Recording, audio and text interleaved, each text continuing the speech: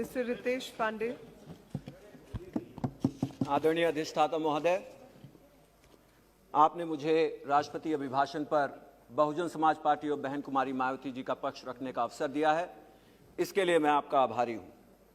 सबसे पहले कल उत्तराखंड में हुई घटना पर जो हमारे देश के तमाम नागरिक जिनकी जान चली गई है, उनके परिवार के प्रति मैं अपनी संवेदना और अपनी पार्टी की और बहन कुमारी मायावती जी की संवेदना को यहाँ पे व्यक्त करना चाहूँगा। और माननीय अधिष्ठाता महोदय, मैं अपना भाषण एक 6 पॉइंट एजेंडा के तहत यहाँ पे प्रस्तुत करना चाहूँगा। सबसे पहला मेरा मुद्दा है किसानों के बीच पलते हुए आक्रोश को लेकर के। माननीय अधिष्ठाता महोदय, ये अत्यंत ही निंदनीय है कि पिछले कुछ महीनों से इस देश में 3 किसान विरोधी कानूनों के विपक्ष में, विरोध में जो धरना प्रदर्शन चल रहा है, उसमें बैठे अन्नदाताओं को कुछ छुटभइये नेता आतंकवादी घोषित करने का काम करते हैं। यहां यह जानना अत्यंत ही जरूरी है अधिष्ठाता महोदय कि हमारे इन किसान आंदोलनकारियों को जो एक शांतिपूर्ण प्रदर्शन कर रहे होते हैं, इनके बीच में कुछ नकाबपोश जो लोकल स्थानीय लोग बनकर के आते हैं और पुलिस की नाक के नीचे एक शांतिपूर्ण प्रदर्शन को हिंसक बनाने का काम करते हैं, ताकि सरकार के पक्ष के प्रति सहानुभूति आम जनमानस में पैदा हो। माननीय अधिष्ठाता महोदय, मैं यहां यह बताना चाहता हूं कि लाल किले पे हुई जो अप्रिय घटना हुई है, इसकी हम सब निंदा करते हैं, लेकिन यह लालचन किसानों पे लगाना कि उन्होंने तिरंगे का अपमान किया है, मैं आज इस सदन को बताना चाहता हूं कि इसी तिरंगे में लिपट करके इन्हीं किसानों के नौजवान बच्चे बच्चियों का शव वापस लौटता है सरहदों से। माननीय अधिष्ठाता महोदय, मैं ये कहना चाहता हूं कि आज किसानों के ऊपर लालछन लगाने की बजाय बहन कुमारी मायावती जी का जो अनुरोध रहा है और जो बात कही है उन्होंने कि हमें किसानों की बात सुननी चाहिए, उनसे वार्तालाप करनी चाहिए और उनके जितने भी मुद्दे हैं उनको सुनकर के इन 3 किसान विरोधी कानूनों को वापस लेने की जरूरत है। अधिष्ठाता महोदय, मेरा दूसरा मुद्दा बेरोजगारी को लेकर के है। इस देश में 3 प्रकार की बेरोजगारी है। एक ऐसी बेरोजगारी जो आम होती है, नौकरी न मिलने की वजह से होती है। दूसरी ऐसी बेरोजगारी जिसमें किसी एक कार्य में जरूरत से ज्यादा लोग कार्यरत होते हैं, जिसे डिस्गाइज्ड अनएम्प्लॉयमेंट कहा जाता है। और एक तीसरी ऐसी बेरोजगारी जिसमें किसी भी व्यक्ति, कोई भी व्यक्ति अपनी योग्यता से नीचे का काम करने के लिए मजबूर होता है। ये तीनों बेरोजगारी हमारे देश में व्यापक है। ये हमारे देश के बुनियादी मुद्दे हैं और इससे हमारा देश जूझने का काम कर रहा है। एक समय था जब यह सरकार वोट मांगने के लिए कहती थी कि हम 2 करोड़ नौकरियां प्रतिवर्ष देने का काम करेंगे। आज कहीं ना कहीं इन्हीं बुनियादी मुद्दों से सरकार ने अपने हाथ को धोने का काम किया है। आज इन मुद्दों पे कोई चर्चा नहीं होती है। माननीय अधिष्ठाता महोदय, मैं आपको यह भी कहना चाहता हूं कि लॉकडाउन के समय बेरोजगारी ने पूरे देश में अपनी जड़ों को मजबूत करने का काम किया है। हमारे देश में ज्यादा 95% श्रमिक असंगठित क्षेत्र में काम करते हैं और इनमें से आधे से ज्यादा यदि 1 हफ्ते तक काम न कर पाए तो वो भुखमरी की कगार पे पहुंच जाते हैं। अधिष्ठाता महोदय, इन श्रमिकों को हमें यह देखना है कि हम किस तरह से बचाने का काम कर सकते हैं। और लॉकडाउन के समय हमने देखा कि किस तरह से लाखों करोड़ों श्रमिक भुखमरी की कगार पे आ गए थे। और इसी बिंदु के मद्देनजर रहते हुए माननीय अधिष्ठाता महोदय, मैं इस देश में फैली आर्थिक असमानता पर प्रकाश डालना चाहता हूं। हमारे देश में 2 प्रकार की महामारी देखने को मिली। एक ऐसी महामारी जो करोड़ों गरीबों की महामारी थी और एक ऐसी महामारी जो चंद अमीरों की महामारी थी। यह कितनी बड़ी विडंबना है, यह कितनी बड़ी विडंबना है कि इस देश जब कोरोना काल में लॉकडाउन से जूझ रहा था, तो इस देश के सबसे अमीर व्यक्ति, और इस देश के ही नहीं बल्कि एशिया के सबसे अमीर व्यक्ति 90 करोड़ रुपया प्रति घंटा कमाने का काम कर रहे थे। इसी व्यक्ति की कमाई से, लॉकडाउन की कमाई से इस देश के करीब 40 करोड़ श्रमिकों को 5 महीने के लिए गरीबी रेखा से ऊपर रखा जा सकता था। यहां पे यह भी बताना जरूरी है कि यहां इस देश के 100 अरबपति उनकी लॉकडाउन की कमाई से, माननीय अधिष्ठाता महोदय, 13 करोड़ 80 लाख लोगों को 94,000 रुपए का चेक दिया जा सकता था।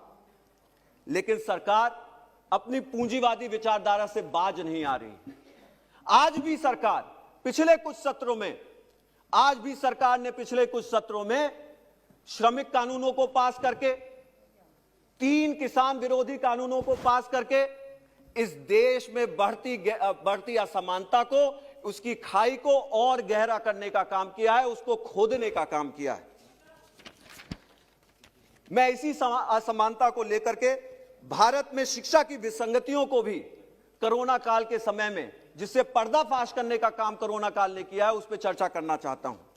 जहां देश के चंद अमीर बच्चे अपने स्मार्टफोन, लैपटॉप और उसके साथ साथ आईपैड के साथ पढ़ाई करने का काम कर रहे थे, अपने ऑनलाइन क्लासेस में व्यस्त थे, वहीं देश के करोड़ों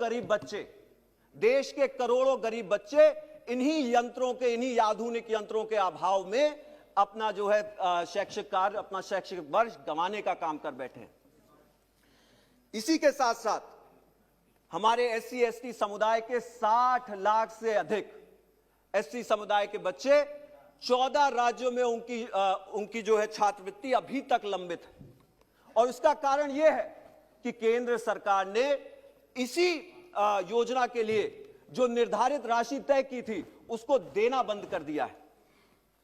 और मैं ये कहना चाहता हूं कि ये जो विसंगतियां हैं, इनको दूर करने के लिए हमें प्राइवेटाइजेशन की जरूरत नहीं है।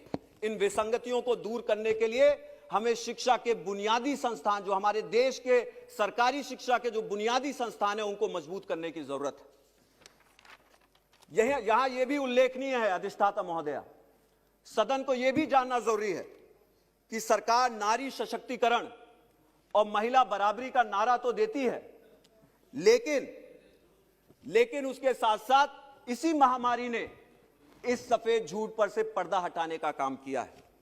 कोई भी आपदा, चाहे वो आर्थिक हो, चाहे वो स्वास्थ्य संबंधित हो और चाहे वो पर्यावरण संबंधित हो, महिलाओं को और बच्चियों को इन आपदाओं का सबसे ज्यादा नुकसान उठाना पड़ता है। और इन आपदाओं से उभरने में भी सबसे ज्यादा समय महिलाओं और बच्चियों को लगता है। हाल ही में भारत ग्लोबल हंगर इंडेक्स 2020 की रैंकिंग में 107 देशों में से 94 स्थान पर आया है। क्योंकि दुनिया की, I have some time. No you don't have, आपके यहां से 3-4 नहीं तो ठीक है, मैं 2 मिनट और लूंगा अधिष्ठाता महोदय, बस 2 मिनट और। 107 देशों की रैंकिंग में भारत 94 स्थान पर है। अधिष्ठाता महोदय, मैं यहां पे ये बताना चाहता हूं कि हमारे देश में जो दुनिया की 5वीं सबसे बड़ी अर्थव्यवस्था है, 5 ट्रिलियन डॉलर की बात करने का काम करते हैं, उसी देश में 20 करोड़ बच्चे और गर्भवती महिलाएं और नई माएं अभी भी कुपोषण का शिकार है, जो कि एक अत्यंत ही निंदनीय चीज है। और जैसा कि हमने देखा है लॉकडाउन के समय, चाहे हाथरस का मामला हो और चाहे वो लॉकडाउन के समय घरेलू हिंसा में बढ़ते आंकड़ों का मामला हो, महिलाओं की स्थिति बद से बदतर हुई है और यह सरकार सिर्फ और सिर्फ जुमलेबाजी करने का काम करती है। पिछले 6 वर्षों में लोकतंत्र का चौथा स्तंभ यानी कि भारतीय मीडिया सत्ता के सौदागरों के गोदी में खेलने का काम कर रही है।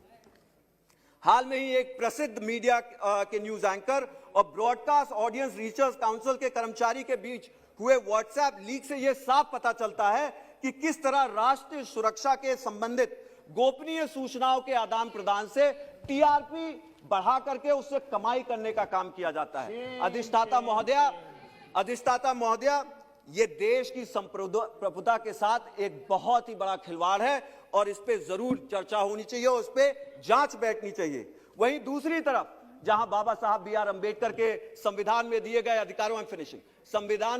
अधिकारों को लेकर के जो कुछ पत्रकार, शिक्षक और सामाजिक कार्यकर्ता सरकार के खिलाफ आवाज उठाते हैं, उनके कामों की आलोचना करते हैं, तो उनके ऊपर कठोर से कठोर कानून, चाहे वो देशद्रोह के या यूएपीए के कानून हो, लगा करके उनके ऊपर जो है तमाम उनकी आवाजों को बंद करने का काम किया जाता है। मैं यहां पे अपनी बात चंद शब्दों में खत्म करने का काम करूंगा। यदि सरकार अपने कार्यों को लेकर के सच में विश्वास से पूर्ण है, सच में सशक्त है और सच में सामर्थ्य है, तो आखिर वो इन आलोचकों से क्यों डरती है। अंत में अधिष्ठाता महोदय, मैं अपनी बात खत्म करने से पहले यहां पे कुछ पंक्तियां एक कविता वीर से कहना चाहूंगा। सच है विपत्ति जब आती, और ये कविता उन किसान भाइयों के लिए है और उन नौजवान साथियों के लिए है जो सीमा पे डटे हुए हैं, चाहे वो दिल्ली की हो और चाहे देश के सरहद की हो। सच है विपत्ति जब आती है, कायर को ही दहलाती है। सूरमा नहीं विचलित होते, क्षण एक नहीं धीरज खोते, विघ्नों को गले लगाते हैं, कांटों में राह बनाते हैं। आपने मुझे बहुजन समाज पार्टी और बहन कुमारी मायावती जी का पक्ष रखने का समय दिया, इसके लिए मैं आपका आभारी हूं।